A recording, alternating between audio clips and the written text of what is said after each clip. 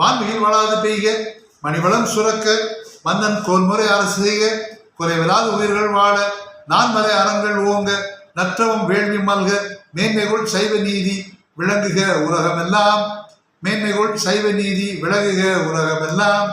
ஹர ஹர நம பார்வதிபதியே, ஹர ஹர மகாதேவா. தென்னாடுடைய சிவனே போற்றி, என் நாட்டவர்க்கும் இறைவா போற்றி போற்றி.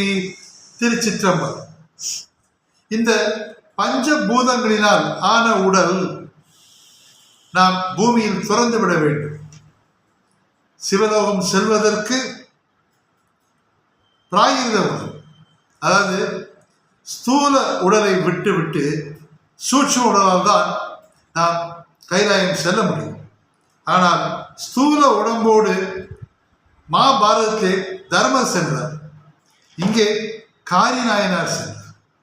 ஒரு முறை ஒரு சிறு நிகழ்வு உண்டு. மகாபாரதத்திலே பாசுபதாஸ்திரம் எனும் பானத்தை சிவபெருமான் வாங்குவதற்காக அர்ஜுனனை அழைத்துக் கொண்டு கிருஷ்ணர் செல்வார்.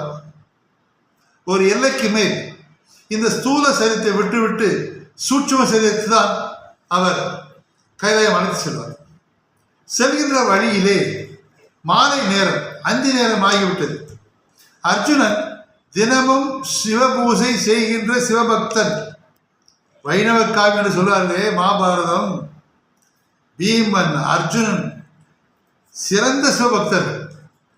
அந்தி வேளை ஆகிவிட்டது. கிருஷ்ணா, நான் சிவலிங்க பூசை செய்ய வேண்டும், என் லிங்கம் எனும் இல்லையே என்று கூற, துவாரகை மன்னனும் அர்ஜுனன் மைத்தனுமாகிய கிருஷ்ண பரமாத்மா, நான் அமர்ந்து கொள்ளுகிறேன், நீ என்னை சிவனாக பாவித்து என்மேல் மலர் தூவி நீ பூசை செய் என்று கூறுகிறார்.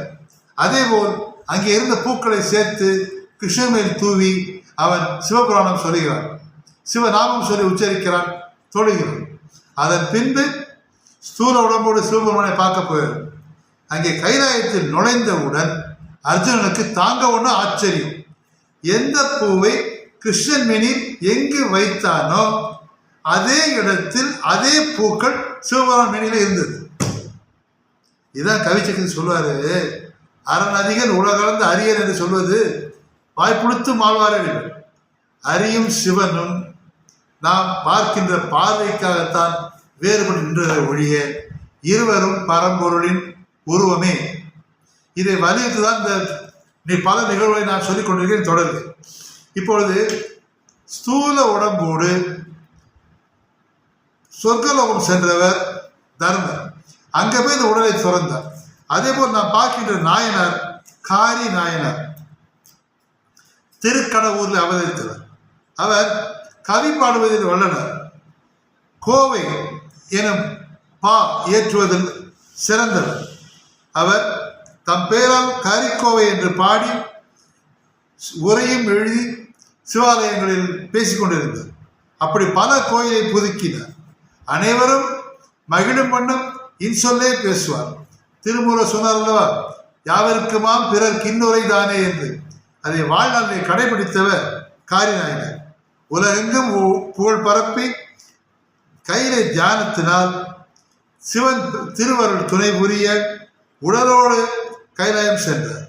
அங்கே அந்த பஞ்சபூத உடலை துறந்துவிட்டு சூட்சுமமாக இறைவனடி சேர்ந்தார். நன்றி, வணக்கம்.